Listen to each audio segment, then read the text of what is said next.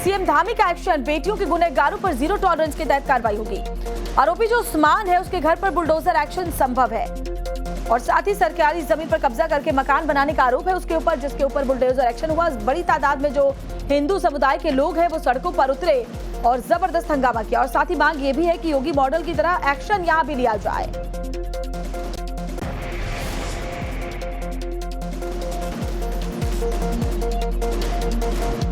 को शर्मसार करने वाले बुजुर्ग उस्मान का घर पर अब नोटिस जारी हो गया है। नगर पालिका ने एक नोटिस जारी किया है।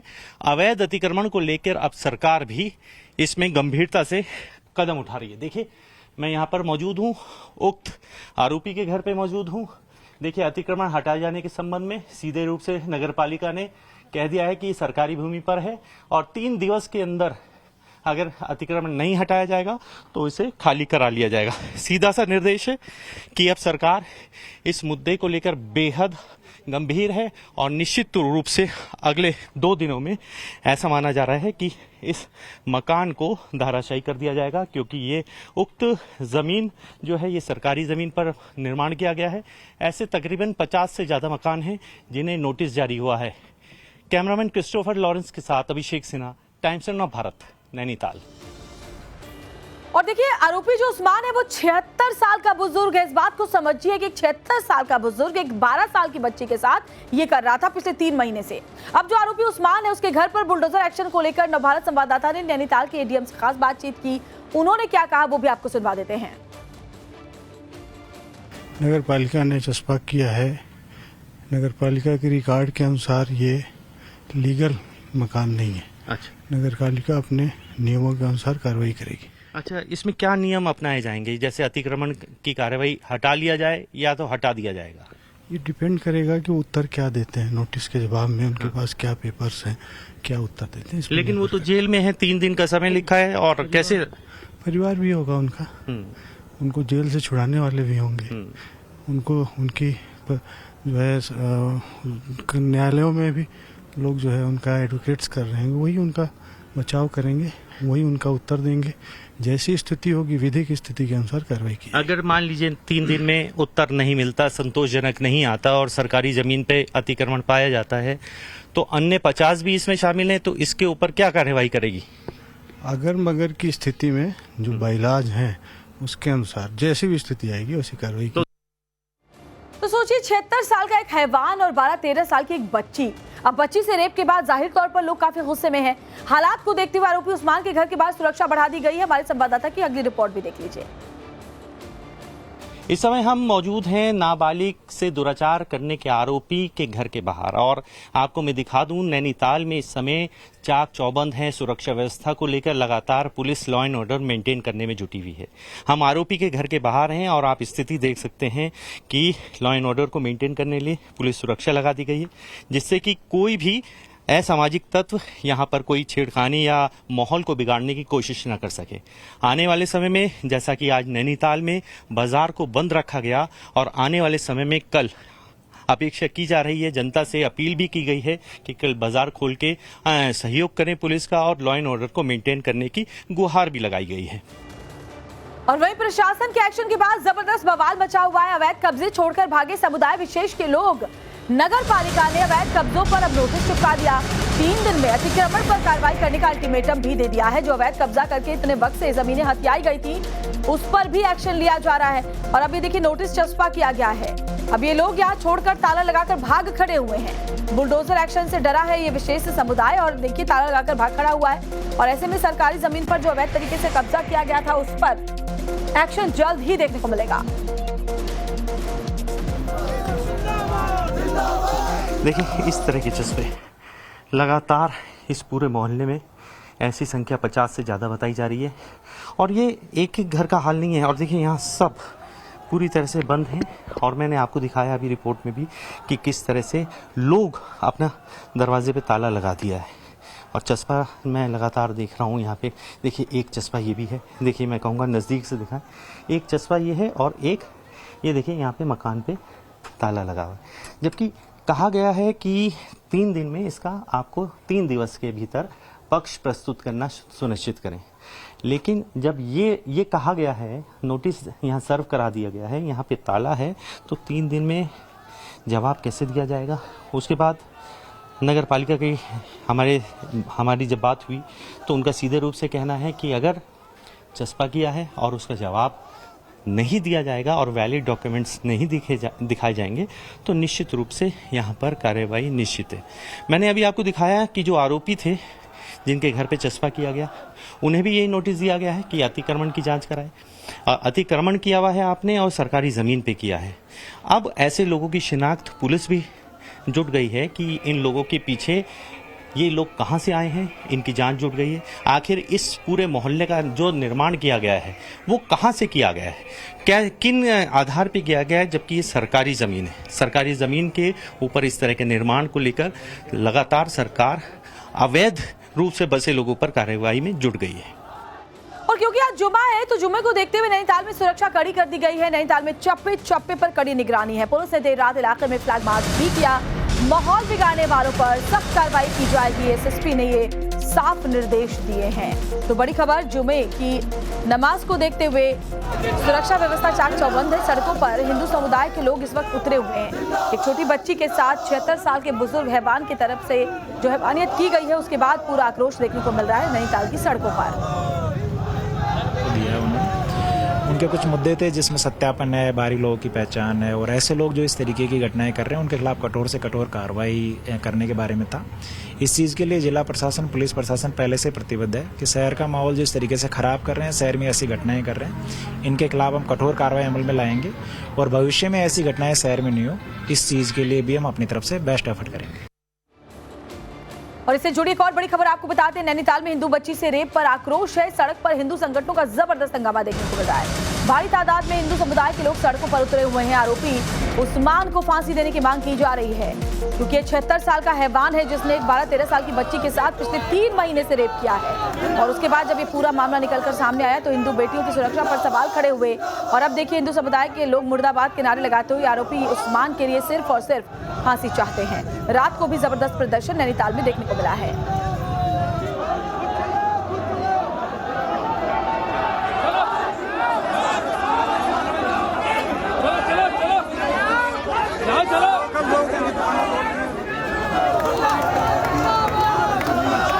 और चलिए अब आपको एक बार ग्राफिक्स के जरिए इस पूरे मामले के बारे में जानकारी देते हैं। तो नैनीताल को जला देने वाली एक जो घटना है वो मासूम से दरिंदगी की घटना है।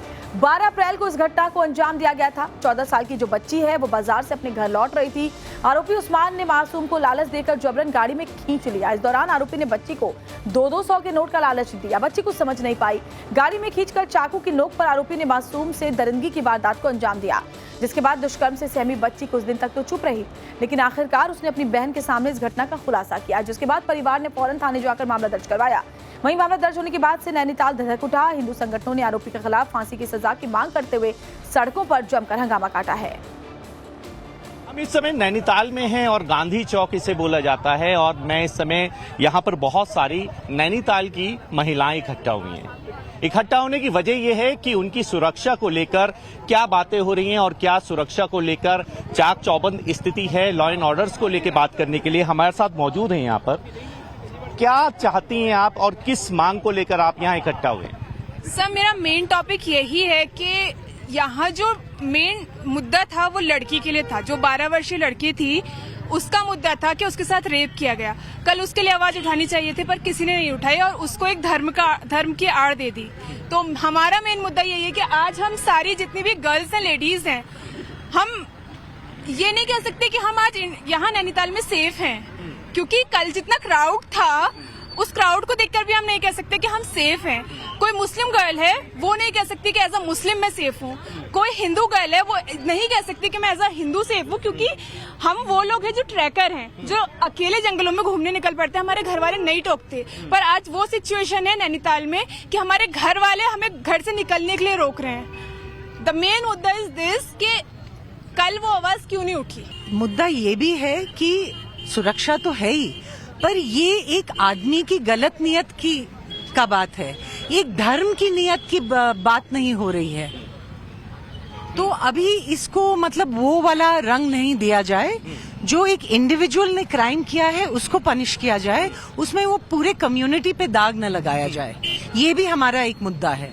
सर, हम क्या कर सकते हैं? हम यहाँ आवाज उठाने आए हैं, हम पूछने हैं अथॉरिटीज से कि इतना बड़ा मुद्दा हुआ, उसके बाद उनसे कोई ऑफिशियल स्टेटमेंट क्यों नहीं आया कि उन्होंने क्या स्टेप्स लिए हैं हमारी सेफ्टी के लिए। We have not heard from anyone कि या तो कहीं पे पुलिस क्या गार्ड लगाया गया या कुछ एरियाज ऐसे हैं जिनको पहचाना गया है जो अनसेफ लगते हैं, वहाँ पे लाइट ही नहीं है, लाइट्स नहीं है, स्ट्रीट लाइट्स नहीं है। और जुमे की नमाज देखी अदा की जानी, ऐसे में सुरक्षा के व्यापक प्रबंध किए गए हैं। जिस तरह का माहौल नैनीताल में देखने को मिल रहा है। अभिषेक हमारे साथ वहीं पर मौजूद हैं जहां पर जुमे की नमाज थोड़ी देर में अदा की जाएगी। अभिषेक, अब मामला इस बात को लेकर के भी उठ रहा है क्योंकि बेटियों की सुरक्षा तो है, लेकिन ये उन लोगों से ज्यादा सतर्क रहने की जरूरत है जिन्होंने अवैध कब्जा करके यहाँ अपना मकान और रिहायशी ठिकाना बनाकर रखा हुआ है। ऐसे लोगों को चिन्हित करके बाहर निकालने और बेटियों की सुरक्षा सुनिश्चित करने की मांग उठाई जा रही है। जरा दिखाइए वहां पर क्या सिक्योरिटी के इंतजाम है आज। जी बिल्कुल, देखिए ग्राउंड जीरो से मैं आपको रिपोर्ट दिखा रहा हूं और मैं इस समय बिल्कुल मस्जिद के सामने हूं और जिस मस्जिद का जिक्र हो रहा है कि यहां पे नमाज अदा होगी, 2 बजे नमाज अदा होनी है और लगातार मुस्लिम पक्ष सादगी के साथ अपनी नमाज अदा कर रहा है। और मैं आपको यहाँ सुरक्षा की लिहाज से दिखाना चाहूंगा। देखिए, सुरक्षा की अगर हम बात करते हैं तो पुलिस बल पूरी तरह से लॉ एंड ऑर्डर्स को मेंटेन करने के लिए यहाँ मौजूद है। लगातार पुलिसकर्मी यहाँ पे अपनी ड्यूटीज पर हैं और किसी भी तरह से यहाँ पे भीड़ भाड़ ना हो उसके लिए यहाँ पे रोक लगा दी गई है कि अगर उस समय कोई भीड़ इधर से आने का प्रयास करती है तो उसे रोका जा सके। देखिए यहाँ पे एक आप देख सकते हैं पूरी पुलिस फोर्स है यहाँ पर। और अगर मैं आगे की बात करूं, चौराहे पे बात करूं तो चौराहे पे भी पुलिस कर्मियों को वहां पे तैनात कर दिया गया है। उसके पीछे की वजह साफ है। वजह साफ ये है कि आज जुम्मे की नमाज है और मुस्लिम पक्ष जो यहाँ पे आज नमाज अदा करेगा उन्हें कोई दिक्कत ना हो, कोई अराजक तत्व ऐसे ना आए जो इस नमाज में खलल डाल दे।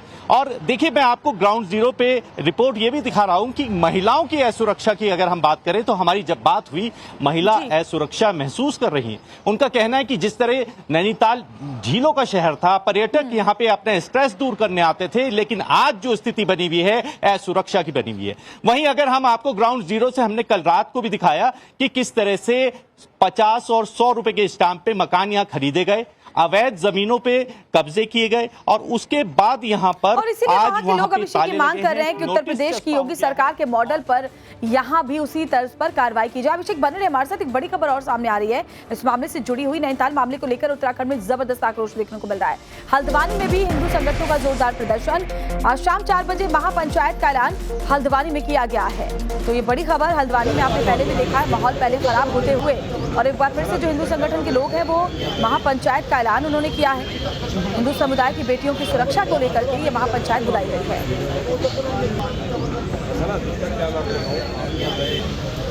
और अभिषेक, हल्द्वानी में जो महापंचायत बुलाई गई है उसको लेकर क्या जानकारी है? क्योंकि हल्द्वानी में भी पहले कई बार हमने माहौल खराब होते हुए देखा है। देखिए, हल्द्वानी में वनभूलपुरा एरिया में जो हिंसा हुई थी उसके बाद हल्द्वानी एकदम से सामने निकल के आया था कि यहाँ पे किस तरह से डेमोग्राफिक का चेंज हुआ था और लगातार पुलिस यहाँ पे भी डेमोग्राफिक की चेंज की बात कर रही है और निश्चित रूप से ऐसे लोगों की संदिग्ध जो लोग हैं उनकी तफ्तीश भी की जा रही है। और मैं आपको हल्द्वानी की बात करूं, जब हल्द्वानी के कुछ लोग नैनीताल पहुंच रहे थे इस प्रदर्शन में साथ देने के लिए तो उन्हें पुलिस ने वहीं मौके पर रोक लिया, जिसके बाद अब 4 बजे और शाम के 5 बजे जो महापंचायत की बात हो रही है तो निश्चित रूप से ये एक अपने आप में बेहद बड़ी गंभीर सूचना है कि अगर वहां पे महापंचायत में लोग इकट्ठे होते हैं और वो क्या डिसाइड करते हैं। और लगातार यहाँ पे देखिए ग्राउंड जीरो पे हूं मैं और यहाँ पे मांग लगातार उठ भी रही है कि ऐसे लोगों का शिनाख्त हो जो लोग बाहर से आके कुछ सालों में यहाँ बस गए। और देखिए, मैंने आपको कल रिपोर्ट करके भी दिखाया कि कैसे लोगों ने ताले लगा के गायब हो गए। 10 और 50 और 100 रुपए के स्टाम्प पे मकान खरीदे बेचे गए, जबकि वो ग्रीन जोन है, सरकार ने नोटिस दिया है, ग्रीन बेल्ट का जोन है और महापंचायत इन्हीं सब चीजों को लेके होनी है। और उनका सीधे से बात है, महिला सुरक्षा की बात हो रही है, लगातार अपराधों में वृद्धि हो रही है। वृद्धि होने की वजह सीधी सी डेमोग्राफी में जैसे बदलाव आया, बाहर से लोग आ गए हैं। तब भी उठा था जब वनभूलपुरा में इस तरह से हिंसा हुई थी। अभिषेक, आप बने रहे हमारे साथ, आगे भी अपडेट्स आपसे लेंगे इस खबर पर। लेकिन अगली बड़ी खबर मध्य प्रदेश की राजधानी भोपाल से आ रही है, जहां अजमेर पाचू जैसे कांड का खुलासा हुआ। यह गिरोह पहले तो हिंदू लड़कियों को जाल में फंसाता था, फिर उनके साथ दुष्कर्म की वारदात को अंजाम देता था और वीडियो बनाने के लिए धर्मांतरण के लिए दबाव बनाता था और टारगेट होते थे पब और कॉलेज। पुलिस ने अब तक मामले में 7 आरोपियों की पहचान कर ली है। 4 आरोपियों की गिरफ्तारी भी हो चुकी है। और ज्यादा जानकारी सीधे मकरंद काले से इस पूरे मामले को लेकर के हासिल करते हैं। मकरंद, क्या जानकारी है इस पूरे कांड को लेकर के? देखिए, इस पूरे मामले में नित नए खुलासे हो रहे हैं। पुलिस को जो बयान आरोपियों ने दिए हैं उसमें एक फरहान जो मुख्य आरोपी है, जो इस पूरे घटनाक्रम का मास्टरमाइंड बताया जा रहा है, उसने बोला है कि सवाब का काम उसको लगता था और वो अपने साथियों को भी ये कहता था कि ये सवाब का काम यानी पुण्य का काम है। और इसको लेकर के अब सवाल खड़े हो रहे हैं कि क्या ऐसी मानसिकता और भी जगह पर फैलाई जा रही है कि इस तरह से लव जिहाद के कामों को अंजाम देना सवाब का काम है। और इसको लेकर के अब हिंदू संगठन भी मुखर हो रहे हैं। आज एक बड़ा आंदोलन हिंदू संगठनों की ओर से शाम को किया जाएगा। आज 5 बजे से 6 बजे तक तमाम हिंदू संगठन और तमाम जो महिलाएं हैं वो सड़कों पर उतरने वाली हैं। अपडेट बता दूं, 5वां आरोपी नबील भी गिरफ्तार कर लिया गया है इस पूरे मामले में और परिवार के लोगों को भी, जो फरहान का परिवार है उसको भी आरोपी बनाया जा रहा है और ऐसे में आरोपियों की संख्या और ज्यादा बढ़ सकती है। FIR दर्ज कर ली गई है। आधा दर्जन से ज्यादा पीड़िताएं अब तक सामने आ चुकी हैं और हिंदू लड़कियों को ही खासतौर पर निशाना बनाया गया था इस पूरे मामले में। और ये कहा गया था, ये आरोपियों ने कहा था आपस में जो चर्चा की थी कि हिंदू लड़कियों को ही टारगेट करना है, मुस्लिम लड़कियों को टारगेट नहीं करना है। तो ऐसे में अब लव जिहाद ये साफ तौर पर स्पष्ट हो रहा है। इसकी धाराएं भी पुलिस ने लगा ली हैं। हिंदू संगठन तो आरोप लगा ही रहे हैं, साथ ही साथ जो सरकार के लोग हैं या बीजेपी और तमाम जो अलग अलग पार्टियों के लोग हैं वो भी अब इस पूरे मामले में मुखरता से सामने आ रहे हैं और आरोपियों के खिलाफ सख्त से सख्त कार्रवाई की मांग की जा रही है, क्योंकि लव जिहाद बर्दाश्त नहीं किया जाएगा। ये भी संगठनों की तरफ से और जो सरकार है उनके नुमाइंदों की तरफ से लगातार कहा जा रहा है कि लव जिहाद जैसी चीज मध्य प्रदेश में तो बर्दाश्त नहीं की जाएगी। पूरा मामला सामने आया था तो जबरदस्त आक्रोश देखने को मिला था हिंदू संगठन के लोगों में। आप बने रहे हमारे साथ। दरअसल इस कांड से जुड़ी एक और बड़ी खबर सामने जो आ रही है, पुलिस ने आरोपियों का जुलूस निकाला है। फरहान, साहिल और सास का जुलूस निकाला गया है ताकि लोगों को पता चले कि वो दरिंदे हैं जो कि शबाब के नाम पर कैसे हिंदू बेटियों के साथ हैवानियत कर रहे थे। और देखिए, कान पकड़कर उठक बैठक बीच सड़क पर इन आरोपियों को करवाई जा रही है। बीच सड़क पर फरहान, साहिल और सास से न सिर्फ परेड निकाली गई, जुलूस निकाला गया, बल्कि कान पकड़कर उठक बैठक भी करवाई गई। तो जो आरोपी है इन्होंने हिंदू बेटियों को टारगेट किया था और कह रहा है जो आरोपी है कि हिंदू लड़कियों के साथ दुष्कर्म करना शबाब का काम है, इसीलिए लड़कियों को ब्रेन वॉश करके उनका इस्तेमाल किया गया। ये देखिए बीच सड़क पर कैसे जो पुलिसकर्मी है उन्होंने 3 आरोपी को, आरोपी नंबर 1, आरोपी नंबर 2, आरोपी नंबर 3 कान पकड़कर उठक बैठक करते हुए आपको नजर आ रहे हैं। जानबूझकर ऐसा कराया गया है ताकि साफ और सख्त संदेश जाए इन जैसे लोगों में कि ये नहीं चलेगा, लव जिहाद नहीं चलेगा और शबाब के नाम पर हिंदू बेटियों के साथ दुष्कर्म नहीं चलेगा। और ये देखिए, ये तस्वीर एक बार फिर से ये बताने के लिए काफी है कि क्या एक्शन इन दरिंदों के ऊपर लिया जा रहा है।